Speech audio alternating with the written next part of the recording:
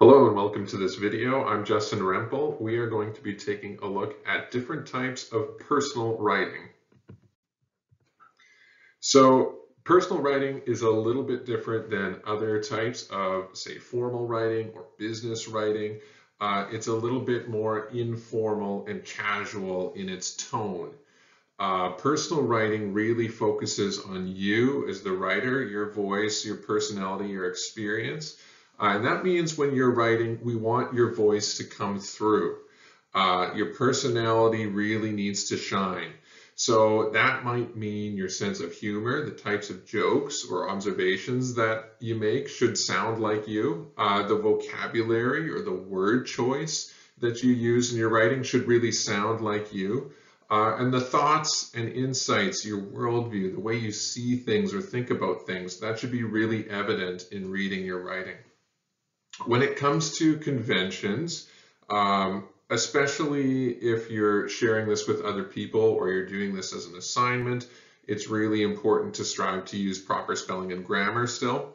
And that has to do with good communication. We want to be able to look back and clearly understand this piece. So that even might just be for yourself personally, looking back on your writing days, months, years down the road and trying to make sense of what you were trying to communicate. You want to be able to know what you meant in the future. But also, especially if you're sharing with other people, it's important to still have good communication. However, we're a little bit more lax on the rules because there's such a high focus on personal expression in personal writing. And because we really want to hear you come through, we might not care quite as much if the rules slip a little bit. So some examples include contractions, words like don't, you'll, I've, where we're shortening them, we're squeezing them together and putting in an apostrophe.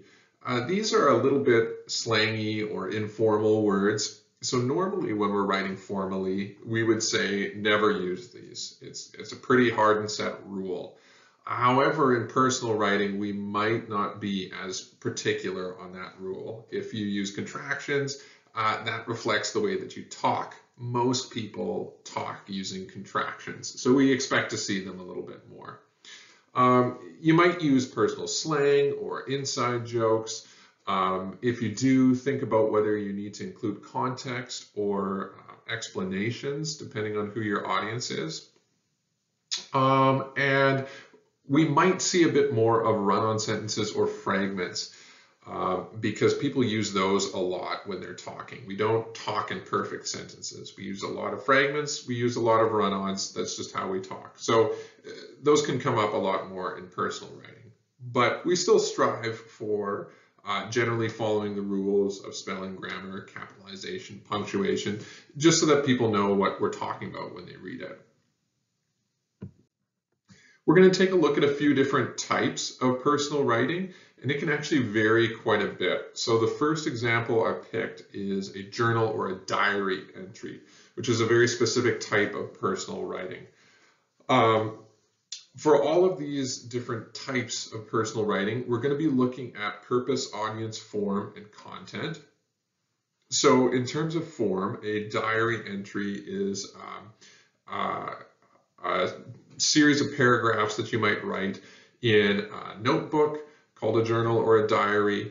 It often begins with the opening address, Dear Diary or Dear Journal, and you kind of write it as if you're writing it to the journal. And it often includes the date because we care about keeping track of the time. The purpose of a journal or diary entry is personal reflection for you to think about and process the things that are happening to you in your life. And for future memories, if you want to look back and see what happened on a certain day or how you were thinking about life at a certain time in your life. The audience is primarily for you yourself. It's for you to do your own thinking and processing. But we kind of write as if the audience is the diary or the journal. We write, Dear Diary, you wouldn't believe the day I had. We're kind of talking to the book. The content, what kinds of things do we include? We include important events or moments in our lives, and we typically cover a really short period of time. Usually we go a day at a time. And in addition to covering the events that we think are important, we also usually include the way that we're thinking about those events or processing them, our thoughts, our feelings, our reflections. So here's a good example. We begin our journal entry or diary entry with Dear Diary. And then we write a little bit about what happened during the day and about how we're feeling about it. Today was an important day for me. It was the day that I passed level 5 of swimming lessons. The hardest part for me was learning the front crawl. You have to blow bubbles and kick and come up to breathe every third stroke all at the same time. It is super hard to keep track of everything. That's the reason why I failed the first time. However, today I told myself that I could do it, and I did. I went in and I got the badge. I guess it just goes to show that if you keep practicing, you can accomplish anything you set your mind to. And then I've got the date, July 15th, 2022. So you can hear that this diary entry is really talking about the events of the day, passing a level in swimming lessons, but also about how that makes the person feel and what value they see in it. They start to talk about perseverance and determination. Letters. Letters are a type of personal writing, and there's all sorts of different types of letters. So you can have very formal business letters that are communicating important communications between businesses or people wanting to make purchases or things like that. You can also have very informal personal letters. So that's the form that we're going to be looking at next.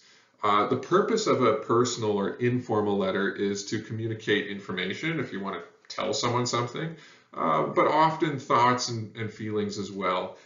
You're going to be writing a personal letter to someone that you know, someone who's close in relationship to you, family, friends, that kind of thing. What sorts of things might we include in a letter?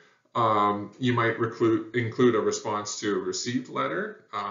If you're writing back and forth, you might include thoughts and feelings that you want to share with them, reflections on things that have already happened, or information about what's happening in your life.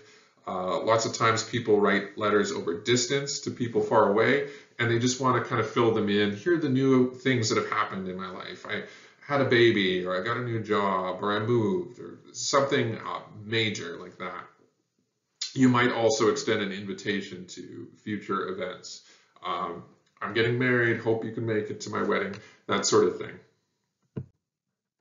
So typically letters have 7 parts. A heading with return information at the top, the date, the addressee information, greetings or salutation, the body, which is the main chunk of the text, and then a closing, a sign off, and the postscript, a little note at the end. That's kind of the very formal structure. If you're writing a personal letter, you aren't going to include the return information or the addressee information. That can just go on the envelope when you mail it. And a postscript is really optional. That's only at the end if you have something extra to say. Let's take a look at a sample letter so you can see what I'm talking about. Here's a good example of a letter. July 15th, 2022, so we start with the date, so you know exactly when this was written and how current the contents are. Dear Tiana, you start with an opening or a greeting, usually it's Dear so-and-so. And then the main chunk of the letter, the main text, is called the body, and this is the important information, thoughts, and feelings that we're communicating. I just wanted to let you know that I greatly enjoyed taking swimming lessons with you last week, and I finally passed. So exciting. Now that I've got my level 5 badge, I'm ready to go swimming just for fun. Is there a day that works for you next week? I was thinking of maybe going to the pool Friday. Saturday won't work for me because I'm babysitting. Let me know. So you can tell in that body, they're communicating about past events. There's a future event coming up or that they want to plan for. So there's a bit of an invitation in there. The language that they're using is pretty informal. They're using contractions like I've or I'm. They're using fragments, incomplete sentences, like so exciting, because they're just responding to events by sharing their feelings. They're not super concerned about all those tiny grammatical details, but they're spelling words properly. They're making sure that their meaning is clear when they're communicating. And by and large, they're still following the rules of conventions. The letter ends with a sign-off. Often the sign-off is the word sincerely, which means I really mean it. and the name, Rocco. In this case, we do have a PS at the end, a postscript. If it works, bring the water wings. Rocco remembered at the last second, oh yeah, this would be great to have at the pool. So he sort of tacked on that extra little message. The last type of personal writing I want to take a look at is memoirs, which is a form of storytelling that involves personal stories. So your own stories, something that happened to you or that happened to someone very close to you. Why do we write memoirs? The purpose is to preserve the memories, maybe just for you to look back on in the future, reflect on your experience, and sometimes there's a bit of a lesson or a moral involved. Sometimes we can just write these for ourselves, for self-processing. Sometimes we write them to share with family or friends. Often, though, memoirs are a form of personal writing that's intended for a bit of a broader audience, people outside your immediate circles. And sometimes it's written for posterity, future audiences. After I pass away, people will be able to read my stories and hear a little bit about my life, my thinking. So memoirs are pretty different from the other types of personal writings because they can be for people not super close to you, unlike, say, a personal letter or a journal entry. The form is a story, so all of the rules of storytelling and the principles and ideas behind that are what we're going to follow when we're writing a memoir. The content can be a story that happened to you, maybe a close friend or relative. It's going to probably really focus on important events, and you will really want to organize it around some kind of themes or idea. So one important event, maybe tracking one relationship in your life, maybe talking about one pet that you owned or one lesson that you learned. Maybe it's focusing on your time in one place. It is really important to have focus and theme in your memoir so that you don't end up rambling about a bunch of random disconnected things that happened to you. Let's take a look at an example. The air was hot and humid, 32 degrees Celsius. Despite the heat, I was shivering. Anxiety will do that. Go, yelled the swimming instructor. No time to think, just go for it. I leapt into the pool. Cold water shocked my body. The shock was good. It blasted away my fear. Kick with your feet, blow bubbles with your mouth, stroke with your arms, kick, bubble, stroke, kick, bubble, stroke. So many things to keep track of simultaneously. And on top of all that, don't forget to breathe every third stroke. Kick, bubble, stroke. I try not to think about how I've already failed this level once. Try not to think about failing again. Kick, bubble, stroke, breathe. This is the time. I can feel it. Just breathe. So a couple things to note here. This is a story, and the story actually has to do with kind of the topic from the letter or the journal entry. But unlike the journal entry where we're just writing down the events and some personal reflection, this is written in story mode. So we're focused on description and detail and making the story come alive. There's lots of fragments or incomplete sentences in here. Kick, bubble, stroke. Those aren't proper sentences, but they do really evoke what's happening in the story. So the form is different. A memoir is a story, and so the type of writing that comes out is different, even though it's describing the same event that we saw in the journal entry earlier on in the video. So those are three really good examples of types of personal writing: journal entry, memoir, and letter, and how they can be a little bit different because they are different forms, they have different audiences and different purposes.